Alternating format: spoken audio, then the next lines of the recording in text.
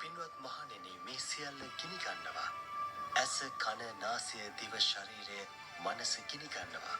එලෙස අභ්‍යන්තර ආයතනත් බාහිර ආයතනත් ගිනි ගන්නවා.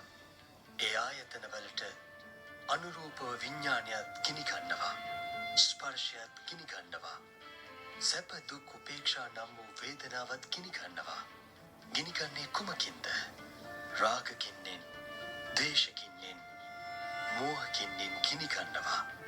ජාතියෙන්, ජරාවෙන්, මරණයෙන්, ශෝක වැළපීම් දුක් දුම්නස් වලින් ගිනි ගන්නවා.